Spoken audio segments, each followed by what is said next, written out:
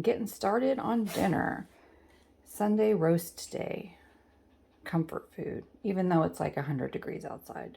I don't care. I'm summoning fall. This is Italian beef I'm making the crock pot. There are other variations of this. Some people make a Mississippi pot roast, which is similar, but I think it uses a lot of butter in it. This just uses chuck roast. This is a 2-pound chuck roast. It's just my husband and I will have leftovers. It's going to be okay.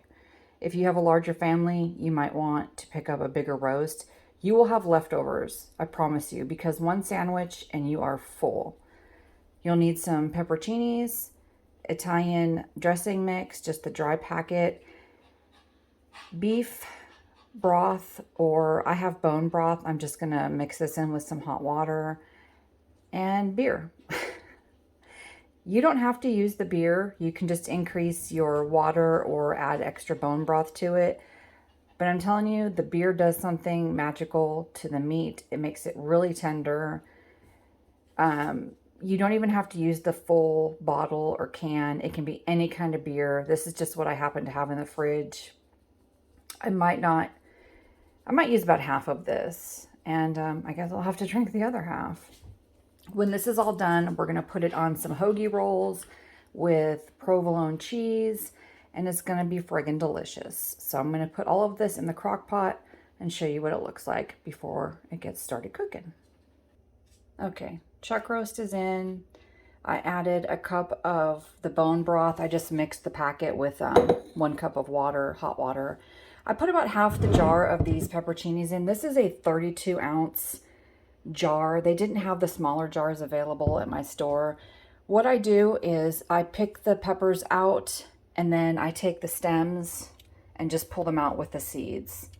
You can put in however many you want. It gives it a really tangy, kind of zippy flavor. It's spicy, but not like hot spicy. It's very flavorful. If you don't like that tang of pepperoncinis, then don't use as many. You can just throw a few of them in there. And then I added just a splash of the juice from the jar. I sprinkled the Italian dressing mix on top, and we're going to add our beer. When you add this, you're not going to stir anything. Let's see how that looks. Yeah, I think that'll be enough. I'm going to keep this beer on the side just in case we need to add more. You don't need to cover the meat with the liquid because it's going to cook down pretty quickly and you're going to end up with a good bit of sauce or juice that's in there. That's it. If you have bone broth, you can use that like I did. If you have just a can of beef broth, use the whole can. If you don't want to use beer, just use a little more broth or a little more water, just so you have enough liquid to come up the sides of the roast is really all you want. And we're going to put our lid on here. I need a new crock pot. I don't even think this is the right lid for this, but here we go. We're going to put it on low. And we're going to cook it about 6 hours. It's not going to take that long because this is a smaller roast. But when it gets towards the end of the cooking time, I'll check it and see. It's not going to hurt it to overcook it a little bit. If you walk away and you forget it's in here, it's going to be so tender anyway, you're not going to notice.